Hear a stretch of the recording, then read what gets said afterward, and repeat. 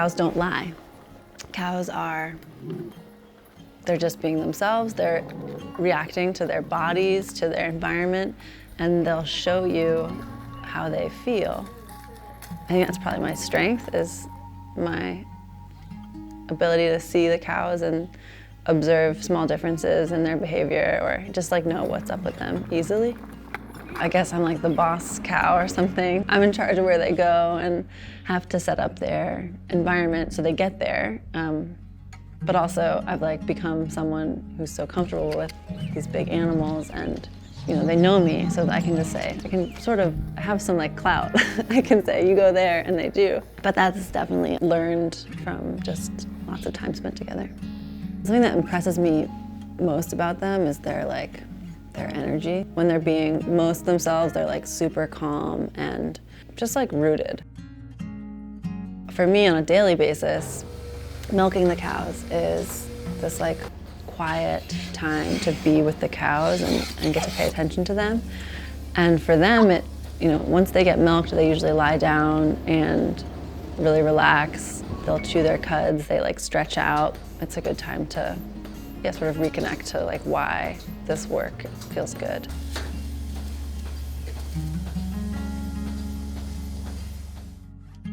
The clock that many a dairy farmer measures by is a lifetime, I think. For my sister and myself, we are in generation 3, following the tradition of our mother and father, who took this farm over from my father's father, themselves in the late 50s, I guess, amazingly. The notion of everything we do here is so deeply wedded and stitched so tightly to this sense of place that for us it's hard to separate the two. It's so reflexive. I have a closed herd here. Clearly our milk and our cheeses all come from the same place. And I think it's easy to suggest that we have a Chaseholm sort of flavor. I notice it most when I'm drinking the raw milk, or when I'm making cheese and heating up the milk. I'll pick up on what I discern to be this through line of quality.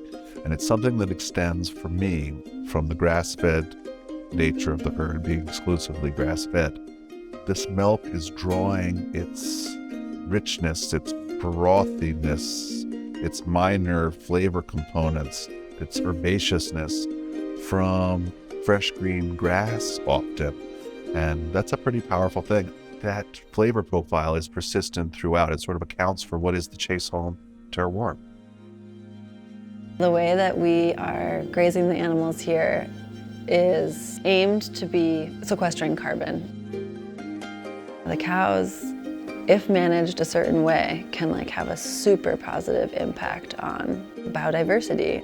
That thrills me that these animals that I already have such a love for, they've gotten to expand their importance to me by the way that I've been able to partner with them in this land transformation project.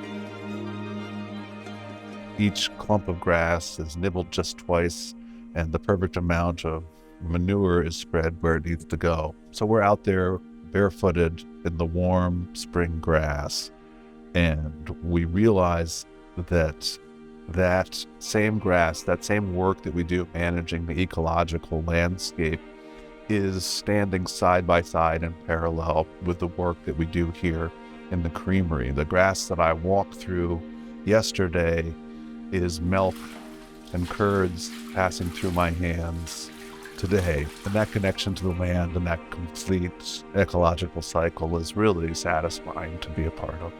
But taking care of the land in the right way, it's making cheese in the right way for us. Family dairy farming for America, it is somewhat lost, a relic of another time. The scale of industry demands something different these days. We see dairy farmers aging in ways that seem different from other people. And particularly these days, maybe there's been a sort of whole generation or two even that didn't come back to the farm.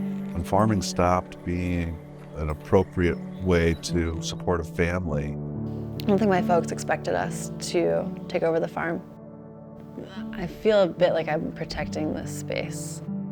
You know, our land is conserved now, and that felt like a really important step, but landscapes can change, and the way that our own local landscape has changed in my lifetime. It means something to me to be doing what I do here and not just anywhere. My actual identity, not just like how I was raised or something, but like who I am is connected to like the shape of that hill or the way the wind like blows around on the flats or something like that. It's just like the physical aspects of this space are a part of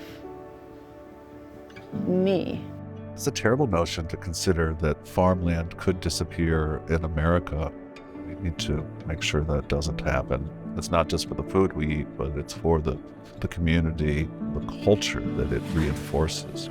That culture of agriculture, of feeding people, should be on a human scale.